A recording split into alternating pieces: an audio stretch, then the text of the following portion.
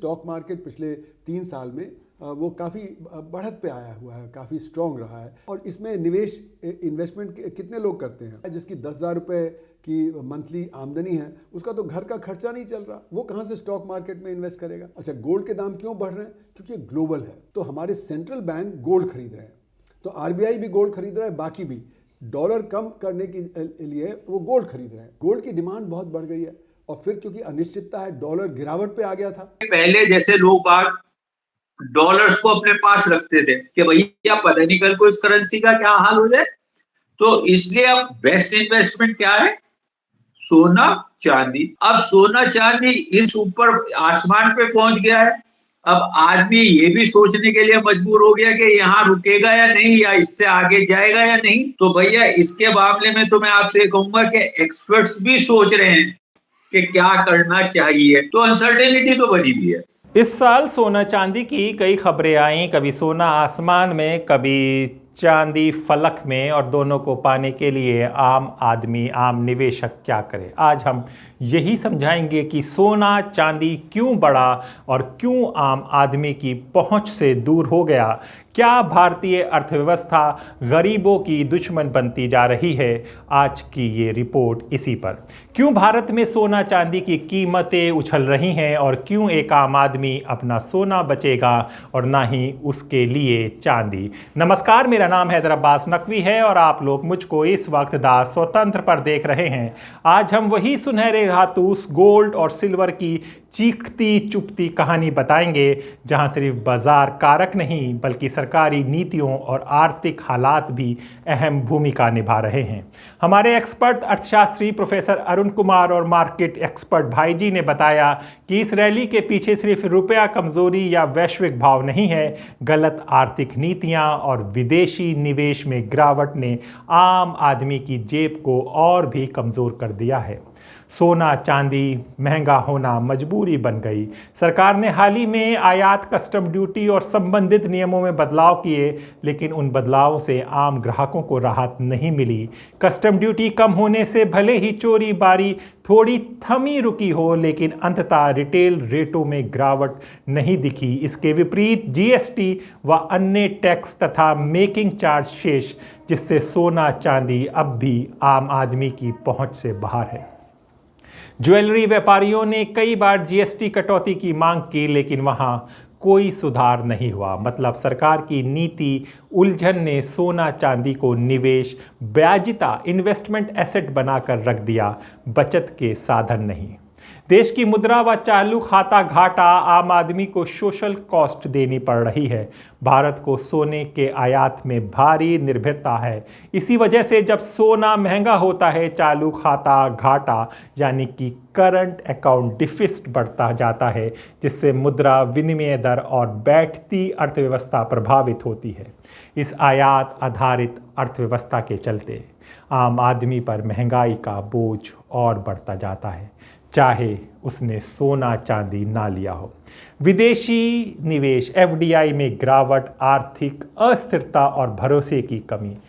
FIIs and FPIs may come and go, but today Indian retail investors have proven that even if they come and go, any shock that may come is now taken care of because of the shock absorbing capacity the Indian retailer has brought into Indian market. I think we as a house should stand up and appreciate the Indian retailer who's invested a lot of confidence in the stock markets. 2025 में विदेशी प्रत्यक्ष निवेश एफडीआईज में तीव्र गिरावट देखी गई है। निवेशक भारत से बाहर निकल रहे हैं।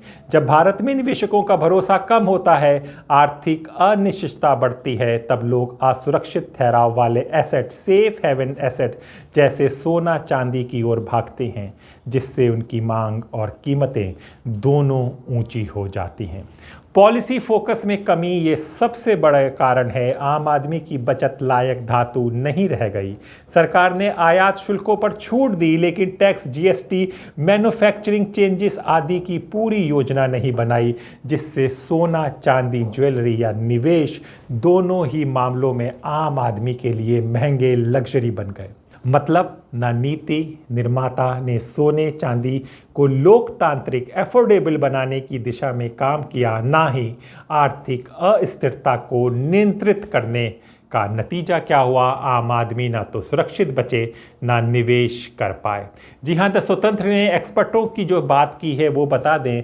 प्रोफेसर अरुण कुमार इसराइली में सिर्फ अंतर्राष्ट्रीय भाव या रुपए डॉलर नहीं देखते, नीति निर्माता ने सोना चांदी को आयात निर्भर रखा। टैक्स कस्टम के बदलते घाटे नियमों से आम आदमी की पहुंच ज़्यादा सीमित हुई। देखें, आज ना तो सोना बचा ना चांदी, सिर्फ कीमतें और विदेशी निर्भरता बढ़ी है।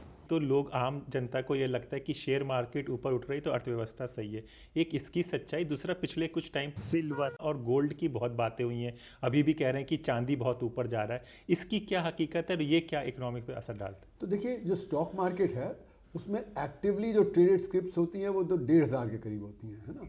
वो जो 6,000 हमारी जो बड़ी इकाइयाँ वो भी नहीं पूरी तरह से एक है ना, और जो स्मॉल और मिडिल सेक्टर जिसमें 6 लाख हैं वो तो है ही नहीं, और माइक्रो सेक्टर जो 6.5 करोड़ है वो तो बिल्कुल ही नहीं है।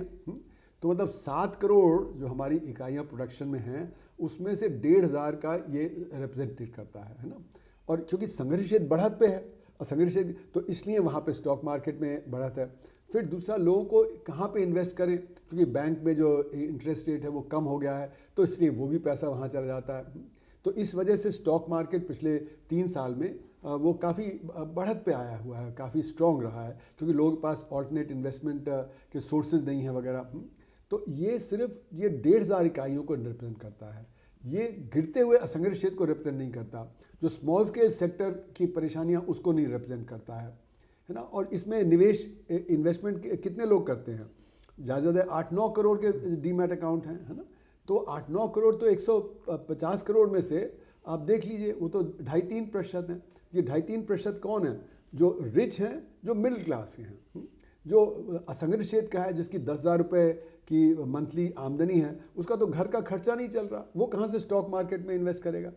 तो ये जैसे मैंने कहा ना कि हमारे देश में स्प्लिट है संगठित और असंगठित का, तो ये स्प्लिट भी स्टॉक मार्केट में दिख रहा है कि संगठित क्षेत्र तो अच्छा कर रहा है, उनकी वेल्थ बढ़ रही है, क्योंकि जब प्राइस बढ़ जाता है तो वेल्थ बढ़ जाती है ना। तो उनकी वेल्थ बढ़ रही है, लेकिन इसका मतलब ये नहीं कि 90% की वेल्थ बढ़ रही है।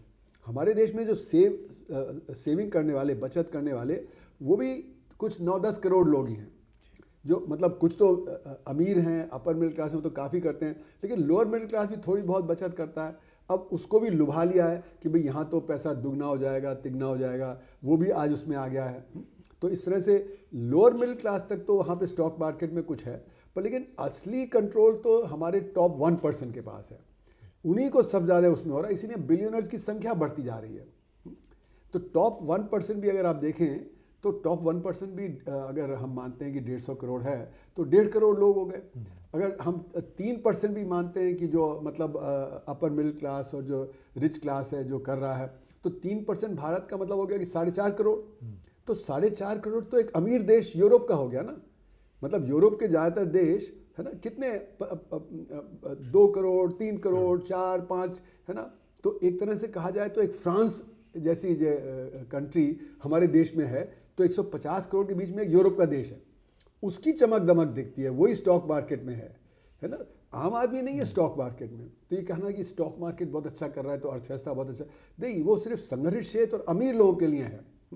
और जो गोल्ड की बात आपने कही, तो गोल्ड की बात यह है कि जितनी अनिश्चितता होती है तो लोग फिर गोल्ड खरीदते हैं, और गोल्ड के दाम बढ़ते जा रहे हैं तो उस पर स्पेकुलेशन हो रहा है। अच्छा, गोल्ड के दाम क्यों बढ़ रहे हैं? क्योंकि ग्लोबल है। इस समय क्या हुआ है कि लोगों को खतरा लग रहा है कि अमेरिका पता नहीं कब सैंक्शन लगा दे, तो हमारे सेंट्रल बैंक गोल्ड खरीद रहे हैं, तो आरबीआई भी गोल्ड खरीद रहा है, बाकी भी डॉलर कम करने के लिए वो गोल्ड खरीद रहे हैं। तो गोल्ड की डिमांड बहुत बढ़ गई है, और फिर क्योंकि अनिश्चितता है, डॉलर गिरावट पे आ गया था। तो डॉलर एक सेफ करेंसी माना जाता था, लेकिन क्योंकि ट्रंप साहब जो कर रहे हैं उससे डॉलर भी गिरावट पे आ गया था। तो डॉलर के गिरावट से ये हुआ कि अच्छा फिर गोल्ड ही सेफ है। तो दुनिया में गोल्ड की डिमांड बढ़ गई, गोल्ड प्राइसेस दुनिया में बढ़ गए, और हम तो उत्पादन गोल्ड का करते नहीं, जितना गोल्ड होता है वो तो इम्पोर्टेड गोल्ड होता है, तो इसलिए हमारा गोल्ड का प्राइस भी बढ़ गया। तो ये दिखा रहा है दुनिया में अनिश्चितता, जो डॉलर की जो सेंट्रल पोजीशन थी वो कमज़ोर होना, सेंट्रल बैंक्स जो अपना गोल्ड में शिफ्ट कर रहे हैं वो, और फिर अनिश्चितता में लोग गोल्ड में जा रहे हैं। भाई जी बताते हैं, जब विदेशी निवेश बाहर जाता है, बाजार अस्थिर हो जाता है, निवेशक सोना चांदी में भागते हैं, लेकिन इस दौड़ में असली नुकसान वो आम आदमी भुगतता है जो निवेश नहीं करता। वो तो सिर्फ महंगाई, महंगी ज्वेलरी और जीवन यापन की बढ़ती कीमतें देख रहा है। जीएसटी कस्टम पॉलिसी में कमी, यही असली डरावनी कहानी है। तो ये बहुत सी चीजें इस टाइप की बन जाती हैं जो कि ऐसी अनसर्टेनिटी के अंदर कहीं पे आदमी इन्वेस्ट करने के बारे में बहुत गहराई से सोचता है। तो ऐसी कंडीशन में उनके लिए जो बेस्ट ऑप्शन होता है तो वो ये आपका सोना चांदी, ये ही बेस्ट ऑप्शन होते हैं। उसके अंदर क्या है, इन्वेस्टर भी उनमें ही लग जाता है खरीदने में, और जो बैंक्स हैं जो पब्लिक को इंटरेस्ट के ऊपर अपना पैसा दे रहे थे, वो भी पब्लिक को इंटरेस्ट पे पैसा ना दे के सोना खरीदने लगते हैं। तो ये जो है, इसकी वजह मेन वही है कि एक तो जियोपॉलिटिकल अनसर्टेनिटी है, 100% मानना पड़ेगा। दूसरा इकोनॉमिकल अनसर्टेनिटी है, इकोनॉमिक्स के अंदर भी कुछ पता नहीं, वॉर्स इतनी चल रही हैं, क्या क्या हो रहा है, आगे क्या होगा। अब देखिए, पहले जैसे लोग बाग डॉलर्स को अपने पास रखते थे, अब क्योंकि वर्ल्ड के अंदर इस टाइम करेंसियों में इतना अप एंड डाउन आ रहा है, तो लोग बाग करेंसी नहीं रखना चाह रहे हैं अपने पास कि भैया पता नहीं कल को इस करेंसी का क्या हाल हो जाए। तो इसलिए अब बेस्ट इन्वेस्टमेंट क्या है, सोना चांदी। तो बस इसलिए लोग बाग जो है सोने चांदी में लगे हुए हैं कि भैया बेस्ट टाइम है, इस टाइम सोना चांदी खरीदो। अब सोना चांदी इस ऊपर आसमान पे पहुंच गया है, अब आदमी ये भी सोचने के लिए मजबूर हो गया कि यहाँ रुकेगा या नहीं, या इससे आगे जाएगा या नहीं, ऐसा क्या करना चाहिए। तो भैया इसके मामले में तो मैं आपसे कहूंगा कि एक्सपर्ट्स भी सोच रहे हैं कि क्या करना चाहिए। तो ये तो अनसर्टिनिटी है साहब, इसके बारे में तो सोचना चाहिए 100%, क्योंकि देखिए इतनी हायर उसके ऊपर रेंज के ऊपर तो सोना अगर जो रहेगा तो भी बड़ा तगड़ा लॉस रहेगा। अच्छा, अब चक्कर ये है कि सोने के अंदर ये भी हो जाता है कि भैया देखिए, सोने को आदमी जेवर के लिए या वैसे रखता है थोड़ा सा सिक्योरिटी के हिसाब से, मगर वो इस जगह खड़ा रहेगा या नहीं। अगर जो गिर गया यहाँ से एकदम से बहुत पोर्शन, तो बहुत लॉस हो जाएगा पब्लिक को। तो अनसर्टेनिटी तो बनी हुई है, इसको तो आपको मान के चलना पड़ेगा। दूसरा, करेंसी फ्लक्चुएशन जो है, मार्केट के अंदर जितनी भी करेंसीज है उनमें बहुत फ्लक्चुएशन हो रहा है, तो इम्पैक्ट तो इसका वर्ल्ड इकोनॉमिक्स पे पड़ना ही पड़ना है, प्रेजेंट पे भी और फ्यूचर पे भी। तो भाई जी, मेरा सवाल वो है कि जब आप पिछले महीने ये सब सुन रहे थे, ये सब खबरें जो आ रही थी, उस वक्त आपके जहन में क्या चीजें चल रही थी? देखिए भैया, आपका शुरू में तो लग रहा था कि आपका सही मायनों में गोल्ड के ऊपर इन्वेस्ट किया जाए, ऐसा उस टाइम तो ये लग रहा था कि वाकई में सही। मगर इस टाइम मेरे हिसाब से जो मेरी अपनी थिंकिंग है, इस टाइम इतनी अनसर्टेनिटी है कि हम तो मतलब किसी को कोई राय इस मामले में देंगे नहीं कि भैया सोने में इन्वेस्ट किया जाए या किसी करेंसी में इन्वेस्ट किया जाए। इस टाइम तो वेट एंड वॉच वाली पॉलिसी है, क्योंकि अभी वर्ल्ड का ट्रेंड किधर चल रहा है, ये जो लड़ाइयां चल रही हैं ये रुकेंगी या नहीं रुकेंगी, क्या सिचुएशन बनेगी, ऐसा वर्ल्ड की इकोनॉमी किधर की तरफ जाएगी। अभी देखिए, आपका जो कंट्रीज है वो भी आपस में डिवाइड होती जा रही है। जैसे पहले आपका पोलराइजेशन था इस तरह से कि कुछ अमेरिका की साथ थी, कुछ रशिया की साथ थी। अब एक तीसरा फैक्टर चाइना भी आ गया, तो अब कंट्रीज जो है मतलब डिफरेंट एंगल से सोचने लगी है। तो अब इसमें इतनी अनसर्टेनिटी आ गई है। दूसरा, फिर आपका ये समझिए कि जो इकोनॉमिकल कंडीशन है, इंडस्ट्रियल प्रोडक्शन है, इन सारी चीजों में, सब चीजों में सेम प्रॉब्लम है।